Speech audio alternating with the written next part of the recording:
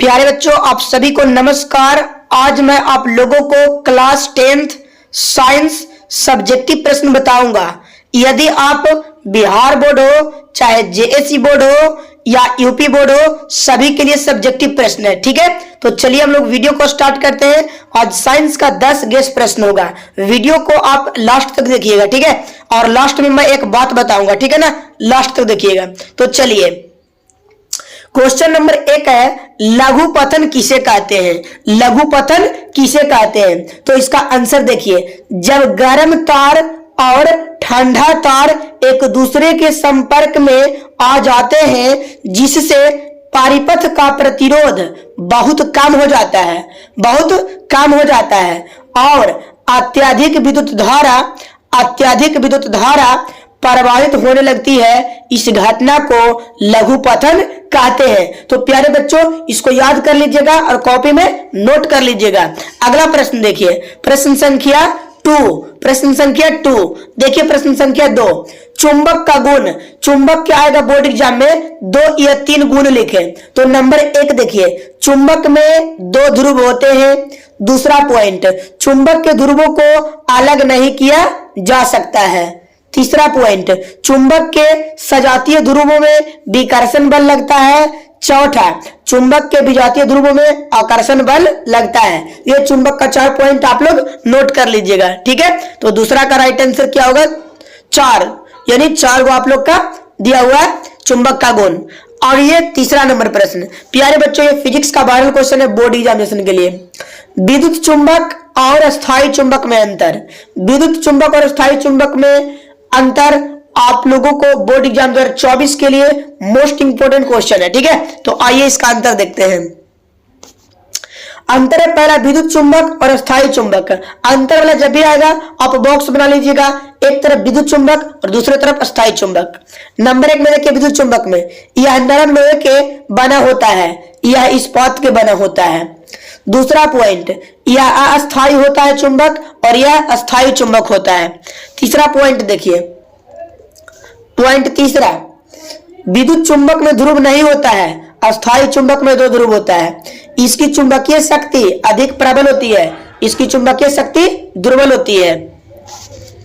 आइए question number 4, Fleming के दक्षिण हस्त नियम क्या है? बोर्ड एग्जामिनेशन का सब्जेक्टिव प्रश्न वायरल ये हो गया है। जब हम अपने दाहिने हाथ की 3 अंगुलियां तर्जनी, मध्यमा और अंगूठे को लंबवत इस प्रकार फैलाते हैं कि अंगूठा चालक तार की गति की दिशा, तर्जनी चुंबकीय क्षेत्र की दिशा और मध्यमा चालक तार से प्रेरित विद्युत धारा की दिशा को बतलाता है। ऐसी घटना फ्लेमिंग के दक्षिण हस्त नियम कहलाता है। तो प्यारे बच्चों, अगला प्रश्न देखिए, क्वेश्चन नंबर 5। क्वेश्चन नंबर 5 देखिए, रसायन शास्त्र का। किसका जी? रसायन शास्त्र का। तो इसका प्रश्न है पहला नंबर 5 में कि संतुलित और असंतुलित रासायनिक समीकरण किसे कहते हैं? उदाहरण देकर समझाएं, ठीक है। तो चलिए, आइए हम लोग असंतुलित सबसे पहले समझते हैं। असंतुलित का मतलब होता है बराबर नहीं होना, ठीक है। रासायनिक समीकरण में अभिकारकों की कुल परमाणु की संख्या एवं प्रतिफल के कुल परमाणु की संख्या बराबर न हो, उसे असंतुलित रासायनिक समीकरण कहा जाता है या कहते हैं। जैसे एग्जांपल दीजिए, H2+O2, तो H2O यहाँ पे हाइड्रोजन 2 गो है और यहाँ पे ऑक्सीजन कितना है? 2 गो। यहाँ पे हाइड्रोजन 2 गो और ऑक्सीजन 1 गो, तो ये असंतुलित है, मैंने बराबर नहीं है। अगला प्रश्न देखिए इसी का, संतुलित रासायनिक समीकरण क्या है? संतुलित रासायनिक समीकरण में अभिकारकों के कुल परमाणु की संख्या एवं प्रतिफल के कुल परमाणु की संख्या बराबर हो, उसे संतुलित रासायनिक समीकरण कहते हैं। जैसे C+O2 CO2 2Mg plus O2 2MgO और H2 Cl2 बनेगा 2HCl। HCl का मतलब होता है हाइड्रोक्लोरिक अम्ल और CO2 का मतलब कार्बन डाइऑक्साइड और MgO का मतलब होता है मैग्नीशियम ऑक्साइड। तो प्यारे बच्चों, आपको अच्छा से समझ में आ रहा होगा। और केमिस्ट्री वाला डिफिनेशन में खास करके आप एग्जाम्पल जरूर दीजिएगा, उदाहरण जरूर दीजिएगा। अगला प्रश्न देखिए, संचारण किसे कहते हैं? बोर्ड मॉडल क्वेश्चन है जी। संचारण किसको कहते हैं? एनसीईआरटी का गेस्ट प्रश्न। संचारण वैसी रासायनिक अभिक्रिया है जिसमें धातुएं नमी एवं जल या अम्ल से अभिक्रिया करके अवांछनीय पदार्थ का निर्माण करता है, संचारण कहलाता है। ठीक है, ये 2 नंबर वाला पूछेगा केमिस्ट्री में। अगला प्रश्न देखिए 7वां नंबर, विकृत गंधिता किसको कहते हैं? विकृत गंधिता किसे कहते हैं?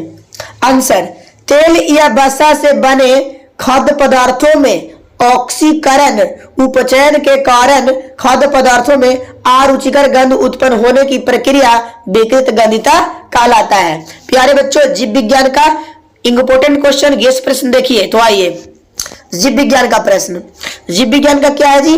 तो आइए इसमें आप लोग का उत्सर्जन क्या है? उत्सर्जन जीवों में होने वाली उपापचयी क्रियाओं के फलस्वरूप अनुपयोगी बेकार एवं हानिकारक पदार्थों का निर्माण होता है, जिसे शरीर से बाहर निकालने की संपूर्ण प्रक्रिया उत्सर्जन कहलाता है। यानी जीवों में होने वाली उपापचयी क्रियाओं के फलस्वरूप अनुपयोगी बेकार एवं हानिकारक पदार्थों का निर्माण होता है, जिसे शरीर से बाहर निकालने की संपूर्ण क्रिया उत्सर्जन कहलाती है। तो अगला प्रश्न देखिए 9 नंबर, प्रश्न संख्या 9, धमनी और शिरा में अंतर। मोस्ट इंपोर्टेंट क्वेश्चन है बायो का। एक तरफ धमनी, दूसरी तरफ शिरा।